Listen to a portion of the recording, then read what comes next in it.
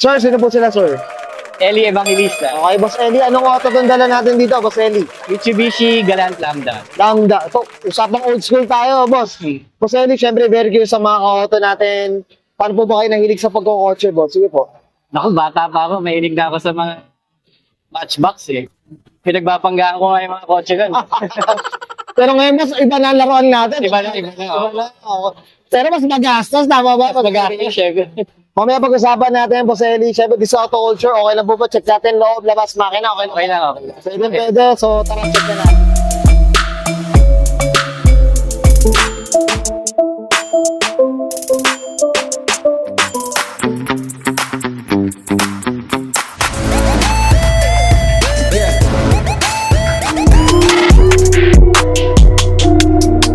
Okay, usapang interior tayo, Boss Eli. Ano meron dito, boss? Sige po. Ayun, all stock tong ano.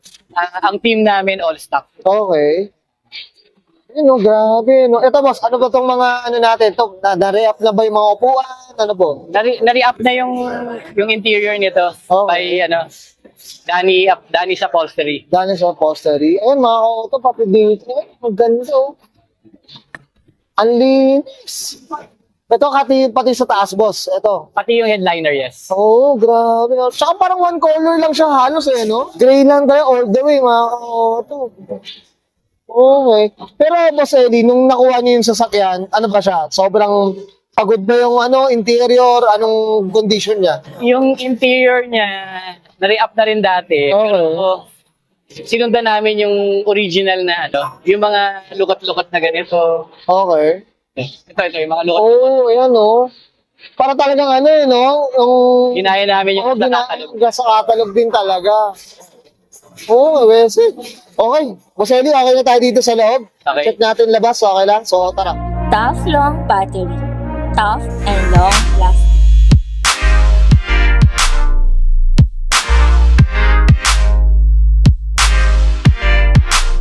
Okay, usapang exterior tayo, Sir Eli. Ano meron dito po? Sige po.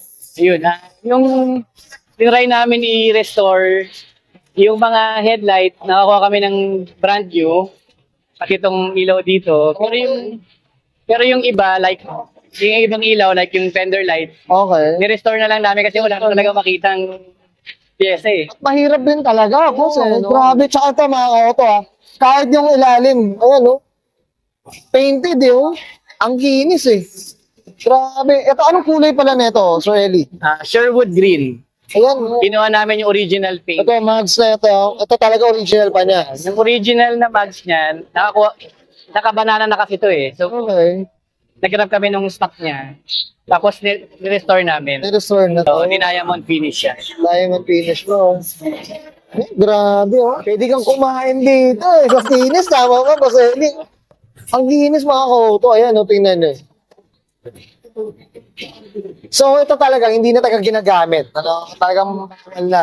Bawal na pang, ano na lang, Pang show na lang. Sunday car na lang. Sunday na lang, ano.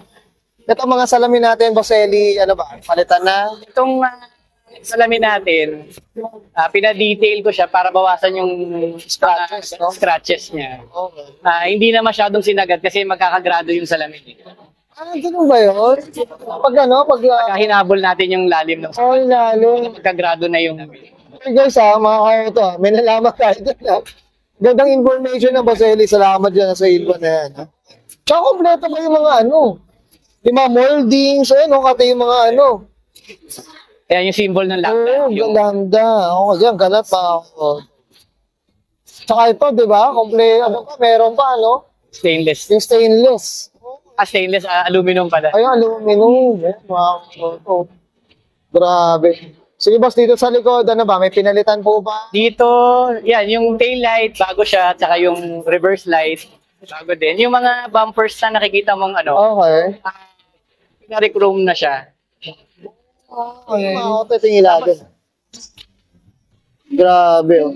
Okay, that's it. Boss Eli, okay na tayo dito sa labas. Check natin makina, okay na po? Okay na. So, usapang makina tayo, Boss Eli, ano meron dito, boss? Sige po. Ayun, i-build namin yung engine nito. Ginawa namin stock ulit. Kasi original nito, naka-Weber na to eh. So, binalik namin siya sa stock. Naglag kami ng mga air filter. Okay. Tapos yung engine niya, halos brand new na kasi nire-rebuild niya. So, palit lang ng pyesa. Ayun. Okay. Ano siya? Ano display ano ba? 1.0? 2.0. Actually, hindi yung engine niya. 2.0. 52. So talagang yung kung anong stock niya talaga, ano yung nasa OEM niya, binalik niya talaga. Okay. Grabe mga auto. Pati yung mga oil tank. Saka yung radiator ka. Ano? Pati yung reservoir ng mga fluid. Sa mga tornillo ko talagang ano na.